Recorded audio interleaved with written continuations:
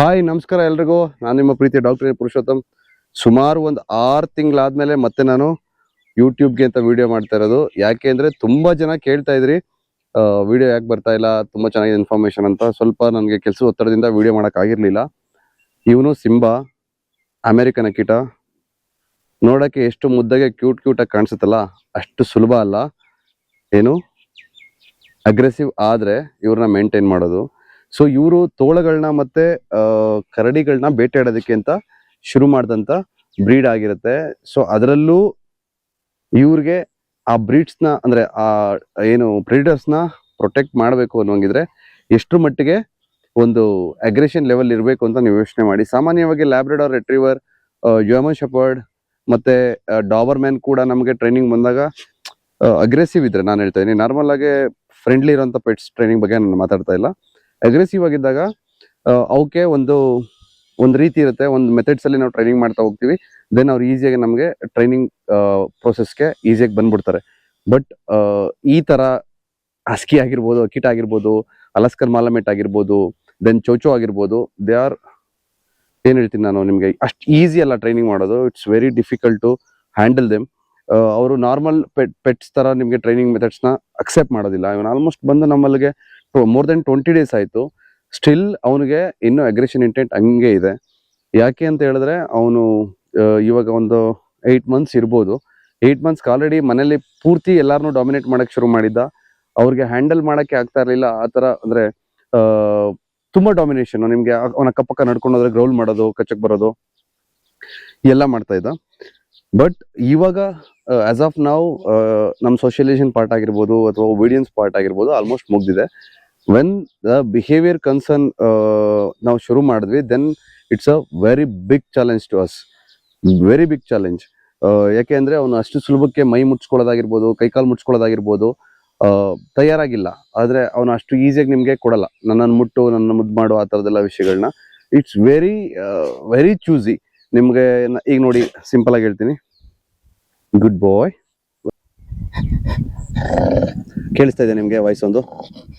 So ಇಷ್ಟು ಒಂದು aggression level ಇದೆ. ಸುಮ್ನೆ ನಮ್ಗೆ ನೋಡುವಾಗ ಅವನ್ಗೆ ಈಸಿಯಾಗಿ ಕಾಣಿಸ್ತಾನೆ, ಏನ್ ತುಂಬಾ ಚೆನ್ನಾಗಿದ್ದಾನಲ್ವಾ, ಮುಟ್ಬಿಡ್ಬೋದು, ಮುದ್ದು ಮಾಡ್ಬಿಡ್ಬೋದು ಅಂತ ಅನ್ಸುತ್ತೆ. ನಾನು ಎಲ್ಲಾರ್ಗು ಮತ್ತೆ ಇನ್ನೊಂದ್ಸಲ ಹೇಳ್ತೀನಿ, ನೀವು ಯಾವುದೇ ಪೆಟ್ ಬ್ರೀಡ್ಸ್ ನ ತಗೋಬೇಕು ಅಂದ್ರೂ ನೀವು ಓದಿ ಅದ್ರ ಬಗ್ಗೆ ತಿಳ್ಕೊಳ್ಳಿ, ಅಥವಾ ಯಾರಾದ್ರೂ ಗೊತ್ತಿರೋ ಬಗ್ಗೆ ಕೇಳ್ಕೊಳ್ಳಿ. ಸುಮ್ನೆ ನಮ್ಗೆ ಇಷ್ಟ ಆಯ್ತು ಅಂತ ಎಲ್ಲಾ ಬ್ರೀಡ್ಸ್ ತಂದ್ರೆ ಸಮಸ್ಯೆ ಆಗುತ್ತೆ. ನಾನು ಪೇರೆಂಟ್ಸ್ ನ ಬ್ಲೇಮ್ ಮಾಡಲ್ಲ. ಎಲ್ಲಾ ಮಕ್ಳನ್ನು ನೀವು ಮಕ್ಳ ತರನೇ ನೋಡ್ಕೋತೀರಾ, ಅಂದ್ರೆ ನಾಯಿಗಳನ್ನ ಮಕ್ಳ ತರನೇ ನೋಡ್ಕೋತೀರಾ. ಬಟ್ ಏನಾಗುತ್ತೆ, ಕೆಲವು ಸಲ ಅದು ಬ್ರೀಡ್ ಸ್ಟ್ಯಾಂಡರ್ಡ್ಸ್ ಏನಾದ್ರು ನಿಮ್ಗೆ ಮ್ಯಾಚ್ ಆಗ್ತಾ ಇಲ್ಲ, ಅದಕ್ಕೆ ಎನರ್ಜಿ ಲೆವೆಲ್ ಮತ್ತೆ ನಿಮ್ ಎಕ್ಸಸೈಸು, ನಿಮ್ ರೋಟೀನ್ ಏನಾದ್ರು ಸೆಟ್ ಆಗ್ತಾ ಇಲ್ಲ ಅಂದ್ರೆ it will be very big ಏನಂತೀನಿ ನಾನು, ದುರಂತ ಅಂತಾನೆ ಹೇಳ್ತೀನಿ. ಯಾಕೆಂದ್ರೆ ಇಟ್ಸ್ ನಾಟ್ ಅಬೌಟ್ ಒಂದು 6 ತಿಂಗಳು ವರ್ಷದ ಸಮಸ್ಯೆ ಅಲ್ಲ, ಅಥವಾ ಒಂದು 2 ವರ್ಷದ ಸಮಸ್ಯೆನಲ್ಲ. ಇನ್ನು 10-12 ವರ್ಷ ನೀವು ಅವ್ರ ಜೊತೆಲಿ ಕಾಲನ ಕಳಿಬೇಕು. ಅದ್ರಲ್ಲಿ ನಿಮ್ಗೆ ಏನಾದ್ರು ಈ ತರ ಮಿಸ್ಬಿಹೇವ್ ಮಾಡಕ್ ಶುರು ಮಾಡಿದ್ರೆ ನಿಮ್ಗೆ 12 ವರ್ಷ ಏನ್ ಮಾಡ್ತೀರಾ? ಇಲ್ಲ ಒಂದು ಅವನ್ನ ಕೂಡಾಕ್ಬೇಕು, ಇಲ್ಲ ಕಟ್ಟಾಕ್ಬೇಕು, ಇಲ್ಲ ಬೇರೆ ಒಂದ್ ಕಡೆ ಏನಾದ್ರು ವ್ಯವಸ್ಥೆ ಮಾಡಿ ಇಡ್ಬೇಕಾಗತ್ತೆ. ಸೊ ಅದಕ್ಕೆಲ್ಲ ನೀವು ಪೆಟ್ ತರೋದು. ನೀವೆಲ್ಲರೂ ಖುಷಿಯಾಗಿರ್ಬೇಕು ಅಂತ ಪೆಟ್ ತರ್ತೀರಿ. ನಾನು ನೋಡಿರೋಂಗೆ ಅಮೆರಿಕನ್ ಅಕ್ಕಿಟಗಳು ತುಂಬಾ ಡಾಮಿನೇಟಿಂಗು, ತುಂಬಾ ಅಗ್ರೆಷನು ತೋರಿಸುವಂತ ಪೆಟ್ ಬ್ರೀಡ್ಸ್ ಆಗಿರುತ್ತೆ. ನೋಡಕ್ ಮುದ್ದ ಕಾಣಿಸುತ್ತೆ ಅಷ್ಟೇ, ಬಟ್ ಅದ್ರ ಬಿಹೇವಿಯರ್ ಹಂಗಲ್ಲ. ಸೊ ಸಿಂಬನ್ಗೆ ನಾವು ಸೋಷಿಯಲೈಸೇಷನ್ ಪಾರ್ಟ್ ಅಲ್ಲಿ ಬೇರೆ ಪೆಟ್ಸ್ ಜೊತೆಲಿ ಅಂದ್ರೆ ಕೊಡ್ತಾ ಇದೀವಿ, but is not ready to accept everything. ಆಮೇಲೆ ಏನಾಗಿದೆ, ಪೇರೆಂಟ್ಸ್ ಇಂದ ನಮ್ಮನೆ ಇಲ್ಲಿಗೆ ಬಂದ್ಮೇಲೆ ನಾವ್ಗೆ ಸ್ವಲ್ಪ ಸಮಯ ಕೊಡ್ಬೇಕಾಗಿತ್ತು, ಅವ್ನ ಬಿಹೇವಿಯರ್ನ ನಾವು ಅರ್ಥ ಮಾಡ್ಕೋಬೇಕಾಗಿತ್ತು. ಇಟ್ಸ್ ಓಕೆ, ಸಮಯ ಕೊಟ್ಟಿರೋದ್ರಲ್ಲಿ ನಮ್ಗೇನು ಮೋಸ ಇಲ್ಲ. ಯಾಕಂದ್ರೆ ಅವ್ನ ಬಿಹೇವಿಯರ್ ಕೂಡ ತುಂಬಾ ಚೆನ್ನಾಗಿ ಬಂದಿದೆ. ಮುಂಚೆ ಎಲ್ಲ ನಾವೇನಾದ್ರೂ ಯಾರಾದ್ರೂ ಹತ್ರ ಬಂದಿದ ತಕ್ಷಣನೇ ಗ್ರೌಲ್ ಮಾಡ್ತಿದ್ದ, ತುಂಬಾ ಜೋರಾಗಿ ಬರ್ಬೇಡ ನನ್ನ ಹತ್ರ, ಈ ತರ ಗ್ರೌಲ್ ಮಾಡ್ತಾ ಇದ್ದ. ದೆನ್ ಅವನಿಗೆ ಕ್ರೇಟ್ ಒಳಗಡೆ ಕಳಿಸ್ಬೇಕು ಅಂತಂದ್ರೆ, ಕೇಜ್ ಒಳಗಡೆ ಕಳಿಸ್ಬೇಕು ಅನ್ನುವಾಗ ಫುಲ್ ಗ್ರೌಲಿಂಗು, ಅಟ್ಯಾಕ್ ಮಾಡಕ್ ಬರೋದು, ಈ ತರದೆಲ್ಲ ಮಾಡ್ತಾನೆ. ಮತ್ತೆ ಈಗ ಮಜಲ್ ಹಾಕಿರೋದು ಅಷ್ಟೇ, ನಾವು ದೊಡ್ಡ ಸರ್ಕಸ್ ಮಾಡಿ ಮಜಲ್ ಹಾಕಿರೋದು. ಸುಮ್ನೆ ಮಜಲ್ ಹಾಕು ಅಂತ ಅವ್ನು ಕೊಡಲ್ಲ. ಸೊ ಈ ಮಜಲ್ ಟ್ರೈನಿಂಗ್ ಆಗಿರ್ಬೋದು, ಒಂದು ಕ್ರೇಟ್ ಟ್ರೈನಿಂಗ್ ಆಗಿರ್ಬೋದು. Crate training in the sense ಪಪ್ಪಿದೇ ಟ್ರೈನಿಂಗ್ ಮೆಥಡ್ಸ್ ಬೇರೆ ಇರುತ್ತೆ, ಅಡಲ್ಟ್ಸ್ಗಳದೇ ಟ್ರೈನಿಂಗ್ ಮೆಥಡ್ಸ್ ಬೇರೆ ಇರುತ್ತೆ. ಸೊ ನಿಮ್ಮ ಅಡಲ್ಟ್ಗಳಿಗೆ ಏನಾಗುತ್ತೆ, ನನ್ನನ್ನು ಕೂಡಾಕ್ತಾ ಇದಾರೆ, ಈಗ ಏನಾಗುತ್ತೆ, ಈಗ ಅವನು ಎಲ್ಲಾರನ್ನೂ ಡಾಮಿನೇಟ್ ಮಾಡಕ್ ಶುರು ಮಾಡಿದ್ಮೇಲೆ ನೀವು ಅವನ್ನ ಒಂದು ಪರ್ಟಿಕ್ಯುಲರ್ ಜಾಗದಲ್ಲಿ ಬಂಧಿಸ್ತಾ ಇದ್ದೀರಾ ಅಂತ ಅಂದಾಗ ಇಷ್ಟ ಆಗೋದಿಲ್ಲ ಅವನಿಗೆ. ಯಾಕೆ ಇಷ್ಟ ಆಗೋದಿಲ್ಲ ಅಂತ ಹೇಳಿದ್ರೆ, ಇಲ್ಲಿವರೆಗೂ ನಾನು ಆರಾಮಾಗಿದ್ದೀನಿ, ನನ್ನನ್ನು ಯಾರು ಟಚ್ ಮಾಡಕ್ ರೆಡಿ ಇಲ್ಲ, ನಾನು ಫ್ರೆಂಡ್ಲಿ ಪೆಟ್ಸ್ ಬಗ್ಗೆ ಮಾತಾಡ್ತಾ ಇಲ್ಲ, ಇನ್ನೊಂದ್ಸಲ ನಿಮ್ಗೆ ಕನ್ಫರ್ಮ್ ಮಾಡ್ತಾ ಇದೀನಿ. ಅಗ್ರೆಸಿವ್ ಪೆಟ್ಸ್ ಬಗ್ಗೆ ಹೇಳ್ತಾ ಇದೀನಿ. ಸೊ ಅಗ್ರೆಸಿವ್ ಪೆಟ್ಸ್ ಯಾವ ತರ ಬಿಹೇವ್ ಮಾಡುತ್ತೆ ಮನೇಲಿ ಅಂದ್ರೆ ಆಲ್ಫಾ ರೋಲ್ ನ ಪ್ಲೇ ಮಾಡುತ್ತೆ. ಆಲ್ಫಾ ರೋಲ್ ಅಂದ್ರೇನು, ಪೂರ್ತಿ ಮನೆ ನಂದು, ನೀವೆಲ್ಲರೂ ನನ್ನ ಜೊತೆ ಇದ್ದೀರಾ ಅನ್ನೋ ತರ ಬಿಹೇವ್ ನ ತೋರಿಸೋಕೆ ಶುರು ಮಾಡುತ್ತೆ. ಅಲ್ಲಾರೋ ಬಂದು ಅದನ್ನ ಡಾಮಿನೇಟ್ ಮಾಡೋದು ಆ ಪೆಟ್ಗೆ ಅಥವಾ ಆ ನಾಯಿಗೆ ಇಷ್ಟ ಆಗೋದಿಲ್ಲ ಇನ್ ದ ಸೆನ್ಸ್ ಅವರು ಅದ್ರ ಸ್ಟ್ರೆಂತ್ ಏನಿರುತ್ತೆ ಅದ್ರ ಮೇಲೆ ಕೆಲಸ ಮಾಡ್ತಾ ಹೋಗುತ್ತೆ. ಅದ್ರ ಸ್ಟ್ರೆಂತ್ ಏನು, ಕಚ್ಚೋದು ಅದ್ರ ಸ್ಟ್ರೆಂತ್. Very great. ಇದಕ್ಕೆ ನಾವು ಡೌನ್ ಪೊಸಿಷನ್ ಅಂತ ಹೇಳ್ತೀವಿ. ಅಷ್ಟು ಸುಲಭಕ್ಕೆ ಕಚ್ಚೋ ನಾಯಿಗಳು ಡೌನ್ ಪೊಸಿಷನ್ಗೆ ಹೋಗೋದಿಲ್ಲ. I would like to thanks Ranjith. ಯಾಕೆ ಅಂದ್ರೆ ರಂಜಿತ್ ಇವನಿಗೆ ಒಬಿಡಿಯನ್ಸ್ ಟ್ರೈನಿಂಗ್ ನ ಮಾಡಿರೋದು. ಆಮೇಲೆ ಇನ್ನೊಂದು ವಿಷಯ ಹೇಳ್ತೀನಿ, ಇವನಿಗೆ ಇಲ್ಲಿಗೆ ಬರೋಕ್ಕಿಂತ ಮುಂಚೆ ಒಬ್ರು ಡಾಗ್ ಟ್ರೈನಿಂಗ್ ನ ಮಾಡಿದ್ದಾರೆ. ಬಟ್ ಏನ್ ಸಮಸ್ಯೆ ಆಗಿದೆ, ಒಡೆದು ಬಡ್ದು ಟ್ರೈನಿಂಗ್ ಮಾಡಿದ್ದಾರೆ. ಒಡೆದು ಬಡ್ದು ಟ್ರೈನಿಂಗ್ ಮಾಡುವಾಗ ಏನಾಗುತ್ತೆ, ಅಡಲ್ಟ್ಗಳು ಅದರಲ್ಲೂ ವರ್ಕಿಂಗ್ ಲೈನ್ ಡಾಗ್ಸು ನಿಮ್ಮ ಮಾತನ್ನ ಕೇಳೋದಿಲ್ಲ, ಅವ್ರಿಗೆ ಕೋಪ ಜಾಸ್ತಿ ಇರುತ್ತೆ. ಅದರಲ್ಲೂ ಈ ತರ ಸ್ಪ್ಲಿಟ್ ಪರ್ಸನಾಲಿಟಿನ ತೋರಿಸುವಂತ ಪೆಟ್ಸ್ ಅಲ್ಲ ಆದ್ರೆ ಕಷ್ಟ, ತುಂಬಾ ಕಷ್ಟ. ಸಿಂಬಾ ಯಾಕೆ ಕನ್ನಡಕ ಹಾಕೊಂಡು ಮಾತಾಡ್ತಾ ಇದೀನಿ ಅಂತ ಅನ್ಕೋಬಹುದು.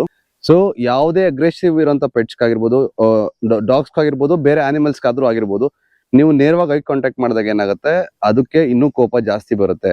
ಸೊ ಹಂಗಾಗಿ ನಾನು ಕನ್ನಡಕ ಹಾಕೊಂಡು ಟ್ರೈನ್ ಮಾಡ್ತಾ ಇದೀನಿ. ಸಿಂಬಾ ಬಂದು ನಾರ್ಮಲ್ ಆಗಿ ಮುಟ್ಟಿದ್ರೆ ಮುದ್ದು ಮಾಡಿಸ್ಕೊಳ್ಳೋಂಥದ್ದು ಆ ಥರದಲ್ಲ. ಇಲ್ಲಿ ಕೂದಲು ನಿಂತ್ಕೊಂಡ್ಬಿಡುತ್ತೆ. ನೀವು ಅಬ್ಸರ್ವ್ ಮಾಡಿ ನೋಡ್ಬೋದು, ನಿಮ್ಮ ಮನೇಲಿ ಅಕಸ್ಮಾತ್ ಪೆಟ್ಸ್ಗೆ ಇಲ್ಲಿ ಕೂದಲು ನಿಲ್ತಾ ಅಂದ್ರೆ ಅದಕ್ಕೆ ಕೋಪ ಆಗ್ತಾ ಇದೆ, ಅಥವಾ ನೀವು ಮರಿ ಸ್ಟೇಜಲ್ಲಿ ಇದ್ರೆ ನೀವು ಅದನ್ನ ಸರಿ ಮಾಡ್ಕೋಬೇಕು.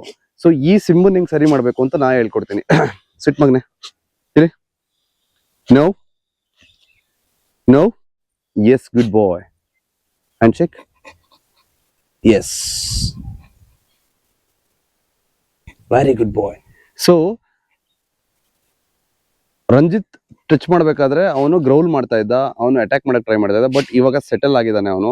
ಆ ಸೆಟಲ್ ಆಗಿರೋಂಥ ಕಾಮ್ ಸ್ಟೇಟು ಯಾವಾಗ ಬೇಕಾದ್ರೂ ಸ್ಪೈಕ್ ಆಗ್ಬೋದು. ಅದೇ ಬಿಗ್ ಚಾಲೆಂಜ್ ನಮಗೆ ಅಡಲ್ಟ್ಗಳನ್ನ ಟ್ರೈನ್ ಮಾಡ್ಬೇಕಾದ್ರೆ. ನೀವು ಅಡಲ್ಟ್ಗಳನ್ನ ಟ್ರೈನ್ ಮಾಡಕ್ಕೆ ತುಂಬಾ ನಾನು ಹೇಳ್ತೀನಿ ನೇರವಾಗಿ, ಅಕಸ್ಮಾತ್ ಕಚ್ಚುವಂತ ಪೆಟ್ಸ್ ಇತ್ತು ಅಂದ್ರೆ ದಯವಿಟ್ಟು ನೀವು ಮನೇಲಿ ಪ್ರಯತ್ನ ಮಾಡಕ್ ಹೋಗ್ಬೇಡಿ. ಯಾಕೆ ಅಂದ್ರೆ ಅದು ಇನ್ನೂ ಸ್ಪೈಕ್ ಆಗೋ ಚಾನ್ಸಸ್ ತುಂಬಾ ಜಾಸ್ತಿ ಇರುತ್ತೆ. ಅವಾಗ ಮನೇಲಿ ನೀವು ಟ್ರೈ ಮಾಡಕ್ ಹೋಗ್ಬೇಡಿ. ಟ್ರೈ ಮಾಡಕ್ ಹೋದ್ರೆ ಅಗ್ರೆಸಿವ್ ಇರೋಂಥ ಪೆಟ್ಸ್ಗೆ ನೀವು ಒಂದು ಮಜಲ್ ಹಾಕೋದೇ ಆಗಿರ್ಬೋದು, ನಾವೊಂದು ಮೆಥಡ್ಸ್ ಅಲ್ಲಿ ಮಜಲ್ ಹಾಕ್ತಿರ್ತೀವಿ. ಮಜಲ್ ಟ್ರೈನಿಂಗ್ ಪಪ್ಪಿದಿಂದಾನೇ ಮಾಡ್ಕೋಬೇಕು. ವರ್ಕಿಂಗ್ ಲೈನ್ಸ್ ಆದ್ರೆ ಪಪ್ಪಿಂದಾನೇ ಮಾಡ್ಕೋಬೇಕು ಅಂತ ಹೇಳ್ತೀನಿ. ಅಡಲ್ಟ್ಗಳಿಗೆ ನೀವು ಮಜಲ್ ಹಾಕ್ಬೇಕಾದ್ರೆ ಅದಕ್ಕೆ ಇನ್ನೂ ಕೋಪ ಬರೋ ಚಾನ್ಸಸ್ ತುಂಬಾ ಜಾಸ್ತಿ ಇರುತ್ತೆ. ಅವಾಗ ನೀವೇನಾದ್ರೂ ಫೋರ್ಸ್ಫುಲ್ಲಿ ಮಜಲ್ನ ನೀವು ಫಿಟ್ ಮಾಡಕ್ ಹೋದ್ರೆ ಆಬ್ವಿಯಸ್ಲಿ ಕಚ್ಚುತ್ತೆ. ಮಜಲ್ ಹಾಕಾದ್ಮೇಲೆ ಲೆಕ್ಕಾಚಾರ ಬೇರೆ. ಮಜಲ್ ಹಾಕೋವರೆಗೂ ನೀವು ಬಹಳ ಕೇರ್ಫುಲ್ ಆಗಿರ್ಬೇಕು, ಮತ್ತೆ ಮೆಥಡ್ಸ್ ನ ಫಾಲೋ ಮಾಡಬೇಕು. ಆ ಮೆಥಡ್ಸ್ ನಿಮ್ಗೆ ಏನಾದ್ರು ಬೇಕು ಅನ್ನೋಂಗಿದ್ರೆ ನೀವು ಕಮೆಂಟ್ ಅಲ್ಲಿ ಹೇಳಿ. ನಾನು ನಿಮ್ಗೆ ಅಡಲ್ಟ್ಗಳಿಗೆ ಮಜಲ್ನ ಯಾವ ತರ ಅಂದ್ರೆ ಅಗ್ರೆಸಿವ್ ಇರೋಂಥ ಪೆಟ್ಸ್ಗೆ, ಫ್ರೆಂಡ್ಲಿ ಪೆಟ್ಸ್ಗಲ್ಲ, ನಾನು ಹೇಳ್ಕೊಡ್ತೀನಿ. ಸಿಂಬಾ, ಸಿಟ್ ಮಗನೆ, ಸಿಟ್. ನೋ ನೋಡಿ, ನಿಮ್ಗೆ ಎರಡು ವಿಷಯನ ಇದರಲ್ಲಿ ಕ್ಲಿಯರ್ ಮಾಡಕ್ ಇಷ್ಟಪಡ್ತೀನಿ. ಮೊದಲನೇದು, ನನಗೆ ಸಿಟ್ ಅಂತ ಹೇಳಿದೆ, ಅವನು ಕೇಳಿಸ್ಕೊಳಕ್ ರೆಡಿ ಇಲ್ಲ. ಸೊ ಇವನು ನಾಟ್ ವರ್ಬಲ್ ಕಮ್ಯುನಿಕೇಟರ್. ಸಿಂಪಲ್ ಆಗಿ ಹೇಳ್ಬೇಕು ನಿಮ್ಗೆ ಅನ್ನೋಂಗಿದ್ರೆ. ಫಿಸಿಕಲ್ ಆಗಿ ನಾನೀಗ ಕಮಾಂಡ್ ಹೇಳ್ದೇನು ಕೂಡ ಅವನ ಸಿಟ್ ಮಾಡಿಸ್ತೀನಿ, ತೋರಿಸ್ತೀನಿ ಬನ್ನಿ ನಿಮ್ಗೆ. Here no S. ಸೊ ಈ ತರ ನೀವು ಯಾವಾಗ ವರ್ಬಲಿ ನೀವು ಕಮ್ಯುನಿಕೇಟ್ ಮಾಡಕ್ ಪ್ರಯತ್ನ ಮಾಡ್ತೀರಾ, ಈಗ ಒಂದು ಸಿಟ್ ನಾನು ಎಲ್ಲರಿಗೂ ಹೇಳ್ತಿರ್ತೀನಿ. ಯೂಶುವಲ್ ಆಗಿ ನಮ್ಮಲ್ಲಿಗೆ ಬಂದು ಅವ್ರಿಗೆ ಟ್ರೈನಿಂಗ್ ಸೆಷನ್ ತಗೋಬೇಕಾದ್ರೆ ಪೇರೆಂಟ್ಸ್ಗೆ ಇದು ರೀಕಾಲ್ ಆಗುತ್ತೆ.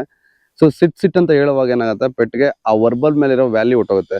ಸೊ ನಾವು ಮಾತಾಡ್ತಾ ಏನಾಗುತ್ತೆ, ಅದಕ್ಕೆ ನಮ್ಮ ಮಾತಿನ ಮೇಲಿರುವಂತ ಬೆಲೆ ಗೌರವ ಹೊಟ್ಟೋಗುತ್ತೆ. ಸೊ ಎಲ್ಲಾ ವರ್ಕಿಂಗ್ ಲೈನ್ ಪೆಟ್ಸ್ ಯಾರೇ ತಗೊಳ್ಳಿ, ನೀವು ಡಾಮಿನೇಟಿಂಗ್ ಹ್ಯಾಂಡಲ್ ಆಗಿರ್ಲೇಬೇಕು. ಡಾಮಿನೇಟಿಂಗ್ ಅಂದ್ರೆ ಏನು, ನೀವು ಹೋಗಿ ಏಕ್ದಮ್ ಹೊಡೆದ್ಬಿಡೋದು ಮರಿಗೆ, ಆ ಥರ ಎಲ್ಲ ಅಲ್ಲ. ಒಂದ್ ಸಣ್ಣ ವಯಸ್ಸಿಂದಾನೇ ನಿಮ್ಮ ಮಾತನ್ನ ಅದು ಮೀರಬಾರ್ದು. ನೀವು ಎದುರಿಸ್ಬೋದು. ಯಾವ ತರ ಎದುರಿಸ್ಬೋದು, ಜೋರಾಗಿ ಗದರಿಸ್ಬೋದು, ಐ ಟು ಐ ಕಾಂಟ್ಯಾಕ್ಟ್ ಮಾಡಿ ಡಾಮಿನೇಟ್ ಮಾಡ್ಬೋದು. ಯಾಕಂದ್ರೆ ತುಂಬಾ ಸಣ್ಣದಿದ್ದಾಗ ಆಬ್ವಿಯಸ್ಲಿ ನಿಮ್ಗೆ ದೊಡ್ಡ ದೇಹಕ್ಕೆ ಅದು ಎದುರ್ಕೊಳ್ಳುತ್ತೆ. ಸೊ ಅಲ್ಲಿಂದ ಎದುರ್ಕೊಳ್ಳುತ್ತೆ. ಅದು ಯಾವಾಗ ತಪ್ಪು ಮಾಡುತ್ತೆ ಅವಾಗ, ಎಲ್ಲಾ ಟೈಮಲ್ಲೂ ಎದುರಿಸ್ತಾ ಹೋದ್ರೆ ಆಬ್ವಿಯಸ್ಲಿ ಅದು ಕಚ್ಚಕ್ ಶುರು ಮಾಡ್ಬಿಡುತ್ತೆ. ಅಡಲ್ಟ್ ಆದ್ಮೇಲೆ ಎಷ್ಟೊಂದು ಪೆಟ್ಸು ಕಚ್ಚೋದೇ ಭಯದಿಂದ, ಅದನ್ನು ನಿಮ್ಗೆ ಕ್ಲಿಯರ್ ಮಾಡ್ತೀನಿ.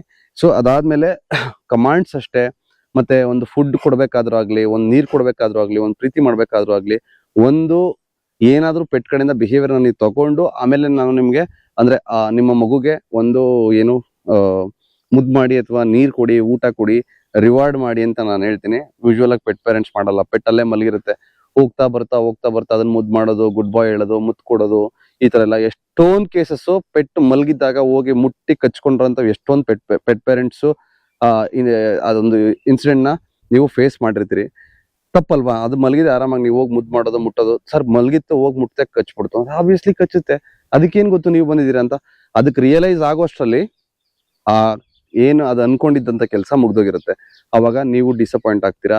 ಆಮೇಲೆ ಪೆಟ್ಗೆ ಇವ್ರನ್ನ ಡಾಮಿನೇಟ್ ಮಾಡಕ್ಕೆ ಕಚ್ಚೋದು ಒಂದು ಮದ್ದಿದೆ, ಅಂದ್ರೆ ಒಂದು ವೆಪನ್ ಇದೆ ನನ್ನ ಹತ್ರ, ಇವ್ರನ್ನ ಡಾಮಿನೇಟ್ ಮಾಡಕ್ಕೆ ಕಚ್ಚೋದು ನನ್ನ ಹತ್ರ ಒಂದು ವೆಪನ್ ಇದೆ ಅಂತ ಪೆಟ್ಗೆ ಅರ್ಥ ಆಗ್ಬಿಟ್ರೆ ಇಟ್ಸ್ ವೆರಿ ಸೀರಿಯಸ್. ಕಚ್ಚಕ್ಕಿಂತ ಮುಂಚೆನೆ ನೀವು ಏನ್ ಮಾಡ್ಬೇಕೋ ಅದನ್ನ ಮಾಡ್ಕೊಳ್ಳಿ. ಪಪ್ಪಿ ಸ್ಟೇಜ್ ಇಂದ ನೀವು ಟ್ರೈನಿಂಗ್ ನ ಮಾಡ್ಕೊಂಡ್ರೆ ನಿಮ್ಗೆ very very easy. With positive reinforce ಅಲ್ಲೇ ಮಾಡಬೇಕು. ಪೆಟ್ಗೆ ಮೆಂಟಲ್ ಎನರ್ಜಿನ ಡ್ರೈನ್ ಮಾಡಬೇಕು, ಫಿಸಿಕಲ್ ಎನರ್ಜಿನ ಡ್ರೈನ್ ಮಾಡಬೇಕು. ನೀವು ಏನು ಇಲ್ಲ, ನಾನು ನೇರವಾಗಿ ಕರ್ಕೊಂಡೋಗಿ ನಾನು ಅಡಲ್ಟ್ ಆದ್ಮೇಲೆ ಟ್ರೈನಿಂಗ್ ಮಾಡ್ತೀನಿ. ಕೆಲವರು ಫೋನ್ ಮಾಡ್ತೀರಾ ನನಗೆ, ಯಾರೋ ಮೊನ್ನೆ ಫೋನ್ ಮಾಡಿ ಕೇಳ್ತಾರೆ, ಸರ್ ಇಂಜೆಕ್ಷನ್ ಕೊಟ್ಟು ಸರಿ ಮಾಡ್ತೀರಾ ಅಂತ. ಇಂಜೆಕ್ಷನ್ ಕೊಟ್ಟು ಸರಿ ಮಾಡಂಗಿದ್ರೆ ನೀವು ನನ್ನ ಹತ್ರ ಯಾಕೆ ಬರ್ಬೇಕು? ನೀವು ಆರಾಮಾಗಿ ನೀವು ಅಲ್ಲೇ ಮನೇಲೇ ಮಾಡ್ಕೊಳ್ಳಿ, ಹೊಡಿತೀರಾ ಅಂತ ಕೇಳ್ತಾರೆ. ಈಗ ನಾನು ಸಿಂಪಲ್ ಆಗಿ ಕೇಳ್ತೀನಿ, ಇವನಿಗೆ ಹೊಡೆದ್ರೆ ಇವ್ನು ನನ್ನ ಮಾತು ಕೇಳ್ತಾನ? ನೀವ್ ಹೇಳಿ ನನಗೆ. ಇವ್ನಿಗೆ ಏನಾದ್ರು ನನ್ ಕೋಲ್ ತಗೊಂಡ್ ಅಥವಾ ಕೈನು ತೋರಿಸಿದ್ರೆ ಇವನು ನನ್ನ ಅಕ್ಸೆಪ್ಟ್ ಮಾಡ್ತಾನ? ಎಷ್ಟು ಅಂದ್ರೆ ಹೊಡೆದೇ ಸರಿ ಮಾಡ್ತೀನಿ, ಎಷ್ಟು ಹೊಡಿತೀರಾ? ಎಷ್ಟು ಮಟ್ಟಿಗೆ ಅವನು ನಿಮ್ಮನ್ನ ಟಾಲರೇಟ್ ಮಾಡ್ತಾನೆ? ಎಲ್ಲಿವರೆಗೂ ನೀವು ಅಂದ್ರೆ ಆಸ್ ಅ ಪೆಟ್ ಪೇರೆಂಟ್ ಆಗಿರ್ಬೋದು, ಟ್ರೈನರ್ ಆಗಿರ್ಬೋದು, ನೀವು ಅವನ್ನ ಡಾಮಿನೇಟ್ ಅಂದ್ರೆ ಆ ಪೆಟ್ಸ್ ನ ಡಾಮಿನೇಟ್ ಮಾಡಲ್ವೋ ಅಲ್ಲಿವರೆಗೂ ಅವ್ರು ನಿಮ್ಮ ಮಾತು ಕೇಳಲ್ಲ. ಈ ತರ ಮೈ ಮುಟ್ಟೋದೆಲ್ಲ ದೂರದ ಮಾತಾಗಿತ್ತು. ಮೋಸ್ಟ್ಲಿ ಆಕಾಶ್ ಸರ್ ನೋಡ್ತಾರೆ, ಅವ್ರಿಗೆ ಗೊತ್ತಾಗಿರುತ್ತೆ ನಾನೇನ್ ಹೇಳ್ತಾ ಇದೀನಿ ಅಂತ. ಸೊ ಇವ್ನ ಕರ್ಕೊಂಬರ್ಬೇಕಾದ್ರು ಅಷ್ಟೇ ಕಂಪ್ಲೀಟ್ ಅಲ್ಲಿಂದ ನಾನು ಮಜಲ್ ಹಾಕೊಂಡು ಕರ್ಕೊಂಡ್ ಬಂದಿದ್ದೀನಿ. ಯಾಕೆ ಅಂದ್ರೆ ಅಕಸ್ಮಾತ್ ಆಗಿ ಅವ್ನ ಮಜಲ್ ಬಿಚ್ಕೊಂಡ್ರು ಕೂಡ ಈ ಮಜಲ್ ಅವ್ನಿಗೇನು ದೊಡ್ಡ ವಿಷಯ ಅಲ್ಲ, ಜಸ್ಟ್ ಹಿಂಗಂದ್ರೆ ಮಜಲ್ ಬಂದ್ಬಿಡುತ್ತೆ. ಎಷ್ಟೇ ಎಕ್ಸ್ಪೀರಿಯನ್ಸ್ ಹ್ಯಾಂಡ್ ಆದ್ರೂ ಕೂಡ ನಾವು ಇವ್ರನ್ನ ಟ್ರೈನ್ ಮಾಡ್ಬೇಕಾದ್ರೆ, ಅಂದ್ರೆ ಈ ತರ ಬಿಹೇವಿಯರ್ ಅಂತ ಪೆಟ್ಸ್ ನಾವು ಟ್ರೈನ್ ಮಾಡ್ಬೇಕಾದ್ರೆ ತುಂಬಾ ಕೇರ್ಫುಲ್ ಆಗಿರ್ಬೇಕು. ನಮ್ಮ ಬಾಡಿಲಿ ರಿಲೀಸ್ ಆಗೋಂತ ಹಾರ್ಮೋನ್ಸ್ ಕೂಡ ತುಂಬಾ ಕೆಲಸ ಮಾಡುತ್ತೆ ಡಾಗ್ಸ್ಗೆ. ನಮ್ಗಿಂತ 30,000 1,00,000 ಟೈಮ್ಸ್ ಜಾಸ್ತಿ ಸ್ನಿಫಿಂಗ್ ಸೆನ್ಸ್ ಇರುವಂತ ಪೆಟ್ಗೆ ನಮ್ಮ ಬಾಡಿಯಲ್ಲಿ ಆಗ್ತಾ ಇರೋಂಥ ವ್ಯತ್ಯಾಸಗಳು, ಹಾರ್ಮೋನ್ಸ್ ವ್ಯತ್ಯಾಸಗಳು ಈಸಿಯಾಗಿ ಕೈಗೆ ಸಿಗುತ್ತೆ, ಅಂದ್ರೆ ಗೊತ್ತಾಗುತ್ತೆ. ಅವ್ರು ಅದನ್ನ ಈಸಿಯಾಗಿ ಐಡೆಂಟಿಫೈ ಮಾಡಿ ಅದ್ರ ಪ್ರಕಾರ ನಡೀತಾರೆ. ಸೊ ಈ ಮಜಲ್ ಯಾಕೆ ಅಂತ ಹೇಳಿದ್ರೆ, ಅವನು ನನ್ನ ಮೇಲೆ ಡಾಮಿನೇಟ್ ಮಾಡಕ್ ಬಂದ್ರು ನನ್ನ ಬಾಡಿಯಿಂದ ಭಯದ ಹಾರ್ಮೋನ್ಸ್ ರಿಲೀಸ್ ಆಗಿ ಅವ್ನಿಗೆ ಗೊತ್ತಾಗಬಾರ್ದು ನಾನು ಭಯ ಪಡ್ತಾ ಇದೀನಿ ಅಂತ. ಆ ಒಂದೇ ಒಂದಕ್ಕೋಸ್ಕರ ಮಜಲ್. ನೀವು ಪೆಟ್ ಪೇರೆಂಟ್ಸ್ ಅಷ್ಟೇ, ನೀವು ಟ್ರೈನ್ ಮಾಡ್ಬೇಕಾದ್ರೆ ಮಜಲ್ ಹಾಕಿ ಕೂಡ ನೀವು ಭಯ ಪಡ್ತಾ ಇದೀರಾ ಅಂದ್ರೆ ಯಾವುದೇ ಕಾರಣಕ್ಕೂ ನಿಮ್ ಟ್ರೈನಿಂಗ್ ಮೆಥಡ್ ಸಕ್ಸಸ್ ಆಗಲ್ಲ. ನೀವು ಮನೇಲಿ ಟ್ರೈನ್ ಮಾಡ್ತಾ ಇದೀರಾ ಅನ್ನೋಂಗಿದ್ರೆ. ಈ ವಿಡಿಯೋಸ್ ಮಾಡೋ ಉದ್ದೇಶ ಏನು ಅಂತ ಹೇಳಿದ್ರೆ, ಕೆಲವ್ರಿಗೆ ಟ್ರೈನಿಂಗ್ ನ ಮಾಡ್ಸಕ್ಕೆ ಕಷ್ಟ ಆಗುತ್ತೆ, ಅಫೋರ್ಡ್ ಮಾಡಕ್ಕಾಗಲ್ಲ, ತುಂಬಾ ದೂರ ಇರುತ್ತೆ, ಕೆಲ್ಸದ ಒತ್ತಡ ಇರುತ್ತೆ, ಏನೇನೋ ಕಾರಣಗಳಿಗೆ ಪೆಟ್ಸ್ ನ ಎಲ್ಲೊಂದ್ ಕಡೆ ಕೂಡಾಕೋದು ಕಟ್ಟಾಕೋದು ಮಾಡಿದಾಗ ಅದ್ರದ್ದು ಜೀವನ ಕಂಪ್ಲೀಟ್ ಅದ್ರ ಲೈಫ್ ಸ್ಪ್ಯಾನ್ ಬಂದು ಹಾಳಾಗುತ್ತೆ. ಸೊ ಹಂಗಾಗಿ ನಾನೇನ್ ಹೇಳ್ತೀನಿ, ಟ್ರೈನ್ ನ ನೀವೇ ಮಾಡ್ಕೊಳ್ಳಿ, ಬಟ್ ಬಿ ಕೇರ್ಫುಲ್. ನಾನು ಏನ್ ಹೇಳ್ತಾ ಇದೀನಿ ಪ್ರತಿಯೊಂದು ವಿಷಯನ ನೀವು ಅರ್ಥ ಮಾಡ್ಕೊಂಡು ಟ್ರೈನ್ ನ ಮಾಡ್ಬೇಕು. ಸುಮ್ನೆ ನಾನೇನೋ ವಿಡಿಯೋದಲ್ಲಿ ನೋಡಿದೆ ಅದ್ರ ತರ ಟ್ರೈನ್ ಮಾಡ್ತೀನಿ ಅಂತಂದ್ರೆ, every individual pet, every individual psychology ಬೇರೆ ಬೇರೆನೆ. ಎಲ್ಲಾ ಇಲ್ಲಿ 1,000 ಅಕ್ಕಿಟ ನಾಯಿ ನಿಲ್ಸಿದ್ರೆ 1,000 ಅಕ್ಕಿಟ ನಾಯಿನೂ ನೋಡಕ್ ಒಂಥರ ಇರ್ಬೋದು, ಒಂದೇ ತರ ಕಾಣಿಸ್ಬೋದು, ಬಟ್ ಎಲ್ಲಾದ್ರೂ ಸೈಕಾಲಜಿ ಬೇರೆ ಬೇರೆನೆ ಹೇಳುತ್ತೆ. ಅವ್ರ ಸೈಕಾಲಜಿ ಮೇಲೆ ನಾವು ಕೆಲಸ ಮಾಡ್ತಾ ಹೋಗ್ಬೇಕು. ಕೆಲಸ ಮಾಡಿದ್ರೆ ಮಾತ್ರ ನಮ್ಗೆ ತಕ್ಕಂತ ಪ್ರತಿಫಲ ಸಿಗೋದು, ಇಲ್ಲ ಅಂದ್ರೆ ಸಾಧ್ಯನೇ ಇಲ್ಲ. ಸೊ ಸಿಂಬಾ ನೋಡಿ, ಇಷ್ಟೊತ್ ಗಂಟೆ ನಾನು ಇಲ್ಲೇ ಇದ್ದೀನಿ. ಜಸ್ಟ್ ಅವ್ನ ಮೈ ಮೇಲೆ ಹೋಗಿದ ತಕ್ಷಣ 1 ಸೆಕೆಂಡ್ ಅವ್ನ ಹಿಂಗ್ ಅಂತಾನೆ. ಅದ್ರ ಅರ್ಥ ಏನು ಅಂತಂದ್ರೆ, ಅವ್ನ್ ರೆಡಿ ಇದ್ದಾನೆ. ಅವ್ನಿಗೆ ಏನೇ ಸ್ವಲ್ಪ ಹಿಂಗ್ ವ್ಯತ್ಯಾಸ ಕಾಣಿಸಿದ್ರು ನಾನು ಅಟ್ಯಾಕ್ ಮಾಡೋದೆ. ಈಗ ಅವನ ಹತ್ರ ಮುಟ್ಸ್ಕೊತಿದ್ದಾನೆ, ನಾನು ಟಚ್ ಮಾಡ್ಕೊಂಡು ನಿಂತ್ಕೊಂಡಿದ್ದಾನೆ, ಅದು ಬೇರೆ. ಬಟ್ ಅವನನ್ನ ನಾವ್ ಯಾವಾಗ ಟಚ್ ಮಾಡಕ್ ಹೋಗ್ತೀವಿ. ಆಮೇಲೆ ನೀವು ಇನ್ನೊಂದು ಅಬ್ಸರ್ವ್ ಮಾಡಿ, ಇಷ್ಟೊತ್ತಾಯ್ತು ನಾನು ನಿಂತ್ಕೊಂಡು ಮಾತಾಡಕ್ ಶುರು ಮಾಡಿ, ಅವ್ನು ಇನ್ನೂ ಕಾಮ್ ಸ್ಟೇಟ್ ಒಂದ್ಸಲ ಬಂದು ಮತ್ತೆ ವಾಪಸ್ ಬಂದನು ಸ್ಟಿಲ್ ಎಲ್ಲಾ ಕಡೆನೂ ನೋಡ್ತಾ ಇದ್ದಾನೆ.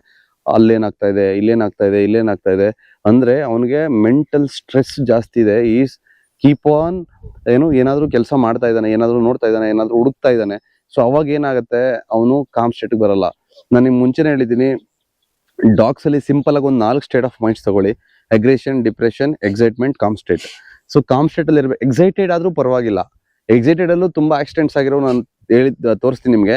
ಇನ್ನೊಬ್ಬ ಲ್ಯಾಬ್ರಾಡಾರ್ ಸಿಂಬಾ ಇದ್ದಾನೆ, ರಾಮನಗರದಿಂದ ಶ್ವೇತಾ ಮೇಡಮ್ ಕಳಿಸಿದ್ದಾರೆ. ಅವ್ನ ಸಮಸ್ಯೆನೇ ಎಕ್ಸೈಟ್ಮೆಂಟ್ ಅಲ್ಲಿ ಅಗ್ರೆಷನ್. ಇವಂದು ಎಕ್ಸೈಟ್ಮೆಂಟ್ ಏನಿಲ್ಲ, ಡೈರೆಕ್ಟ್ ಅಗ್ರೆಷನ್. ಡಿಪ್ರೆಷನ್ ಇದೆ ಅಂತ ಕೇಳಿದ್ರೆ ಖಂಡಿತವಾಗ್ಲೂ ಇಲ್ಲ. ನೀವು ಎಲ್ಲಿದ್ರು ಚೆನ್ನಾಗಿ ಊಟ ಮಾಡ್ತವೆ. ಈ ತರ ಪೆಟ್ಸ್ ಏನ್ ಮಾಡ್ತವೆ, ಊಟಕ್ಕೆಲ್ಲ ಏನ್ ತೊಂದರೆ ಮಾಡ್ಕೊಳ್ಳಲ್ಲ, ಊಟ ಮಾಡ್ತವೆ, ಅವ್ರಿಗೆ ಏನ್ ಕೆಲಸ ಬೇಕೋ ಮಾಡ್ಕೋತವೆ. ಬಟ್ ಅಗ್ರೆಷನ್ ಪಾರ್ಟ್ ಅಂತ ಬಂದಾಗ it's very very very difficult to handle the Akitas. ನಾನು ಬೇಸಿಕಲಿ ನನಗೆ ಇನ್ನೂ ಮಾತಾಡೋಕೆ ತುಂಬಾ ಇದೆ, ಯಾಕಂದ್ರೆ ತುಂಬಾ ಲೆಂತ್ ಹೋಗುತ್ತೆ ವಿಡಿಯೋ ಅನ್ನೋ ಕಾರಣಕ್ಕೆ ನಾನು ಮಾತಾಡಕ್ ಆಗ್ತಾ ಇಲ್ಲ.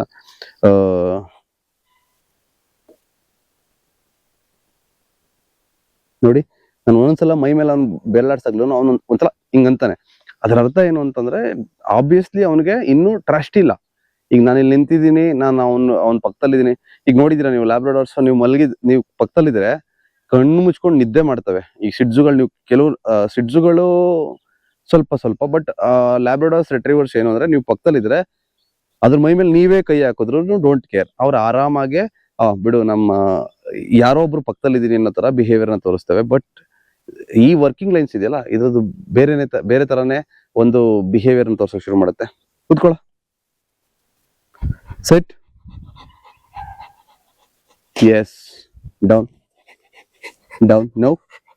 No, yes, good boy. So ಇವನನ್ನ ಈ ತರ ಪರಿಸ್ಥಿತಿ ಕರ್ಕೊಬರ್ಬೇಕು ಅಂದ್ರೆ ಇಟ್ಸ್ ನಾಟ್ ಅಬೌಟ್ ಈಸಿ. ನೀನ್ ಡೌನ್ಗೆ ಬಾ ಅಂತ ಹೇಳಿದ್ರೆ ಅವನು ಬಂದ್ಬಿಡುವಂತ ಮಗ ಅಲ್ಲ, ಬಂದ್ಬಿಡುವಂತ ಪಿಟರ್. ಓಕೆ. ಸೊ ಅವ್ನು ಮುದ್ದು ಮಾಡಕ್ ಹೇಳ್ತಿದ್ದಾನೆ. ನಾನು ಯಾಕೆ ಮುದ್ದು ಮಾಡ್ತಾ ಇದ್ದೀನಿ ಅವನ್ನ ಇವಾಗ ಅಂತ ಕೇಳಿದ್ರೆ, ಜಾಸ್ತಿ ಅವ್ನು ಮುದ್ದು ಮಾಡಕ್ ಕೇಳೋದಕ್ಕೂ ಕಾರಣ ಇದೆ, ನಾನು ಮಾಡ್ತಾ ಇರೋದಕ್ಕೂ ಕಾರಣ ಇದೆ. ಯಾಕೆಂದ್ರೆ ಅವ್ನು ಡೌನ್ ಪೊಸಿಷನ್ ಇದ್ದಾನೆ. It is very very easy ನನಗೆ ಅವನ್ನ ಡಾಮಿನೇಟ್ ಮಾಡಕ್ಕೆ very easy. So Akash sir ಈ ವಿಷಯನ ನೋಡ್ತಾ ಇದ್ರೆ ಯಾಕೆ ಡೌನ್ ಅಲ್ಲಿ ಇದ್ದಾಗ ನಮ್ಗೆ easy. No care, look here Simba, no, yes, no, sit, yes, down, yes. So okay. So ಈ ವಿಷಯನ ಆಕಾಶ್ ಸರ್ ನೋಡ್ತಾ ಇದ್ರೆ ತುಂಬಾ ಖುಷಿ ಪಡ್ತಾರೆ, ನಂಗೆ ಚೆನ್ನಾಗಿ ಗೊತ್ತು. ಯಾಕೆ ಇಂಥ ಪರಿಸ್ಥಿತಿಲಿ ನಾನು ಪೆಟ್ಸ್ ನ ಮುದ್ದು ಮಾಡ್ತೀನಿ ಅಂತ ಹೇಳಿದ್ರೆ ಕಾರಣ ಇದೆ. ಸೊ ಈ ಪರಿಸ್ಥಿತಿಯಿಂದ ಅವನು ನನ್ನ ಅಟ್ಯಾಕ್ ಮಾಡೋ ಪರ್ಸೆಂಟೇಜ್ ತುಂಬಾ ಕಮ್ಮಿ. ಯಾಕೆ ಹೇಳ್ತಾ ಇದ್ದೀನಿ ಅಂದ್ರೆ, ನಿಂತಿದ್ದಾಗ ಕೂತಿದ್ದಾಗ ಈಸಿಯಾಗಿ ಅಟ್ಯಾಕ್ ಮಾಡ್ಬೋದು. ಈಗ ಅವನು ಡೌನ್ ಪೊಸಿಷನ್ ಬಂದು ನಿಂತು ಆಮೇಲೆ ನನ್ನ ಮೇಲೆ ಅಟ್ಯಾಕ್ ಮಾಡಬೇಕು. It is very very impossible. ಅಷ್ಟರಲ್ಲೇನಾದ್ರೂ ಅವ್ನು ಇಲ್ಲಿಂದನೇ ಗ್ರೋಲ್ ಮಾಡಕ್ ಶುರು ಮಾಡಿದ್ರೆ ಡೆಫಿನೆಟ್ ಆಗಿ ನಾನು ಅವನ್ನ ಮಲಗಿಸ್ಬಿಡ್ತೀನಿ ರಸ್ತೆಯಲ್ಲಿ. ಅವ್ನು ಯಾವುದೇ ಕಾರಣಕ್ಕೂ ಅವ್ನು ಡಾಮಿನೇಟ್ ಅಂದ್ರೆ ಅವ್ನು ನನ್ನ